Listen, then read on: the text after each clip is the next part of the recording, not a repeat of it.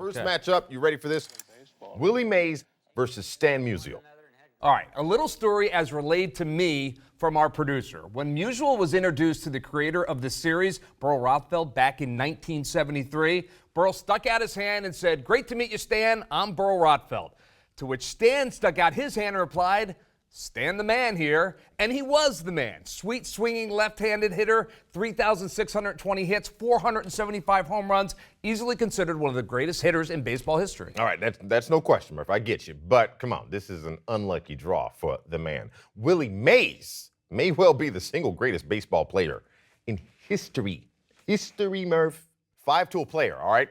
If there were 6 tools, he'd have that too. I'm going with Willie. Yeah, it's hard to argue that. So, Stan, yeah, sorry, but you may be the man. Willie is the man when it comes to this, so we got to say goodbye to you. All right, next up, Babe Ruth versus Arnold Palmer.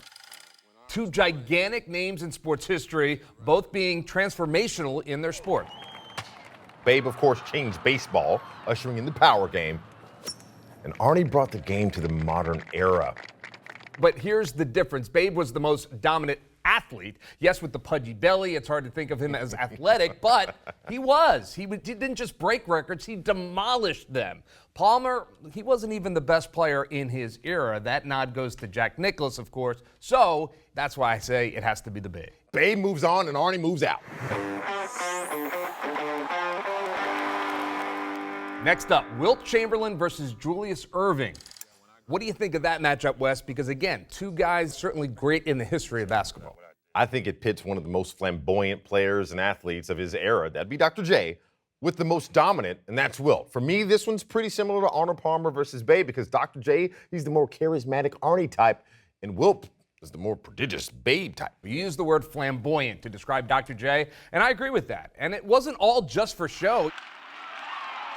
He was the only guy to win the MVP in both the ABA and the NBA. Unbelievably gifted player. Yes, and he had a great afro too. But Wilt has to move on because he was simply the most dominant player in NBA history. I tried for Dr. J, but I agree. Wilt wins on this one. All right, so next matchup, a battle of the sexes. Football legend Jimmy Brown versus Olympic legend Wilma Rudolph. For those of you who don't know much about Wilma, class is in session. She is one of the greatest female athletes in Olympic sport history. Finals of the women's 100-meter dash. She was a sprinter and won 3 golds in the 1960 Olympics and broke at least 3 world records, a glorious sight to behold on the track. Wilma Rudolph with that beautiful running style is going to win.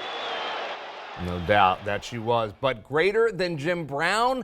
That's the question we're trying to figure out here, Wes. Is this a rhetorical question? Yeah, well, it just seems that way because the answer is so obvious.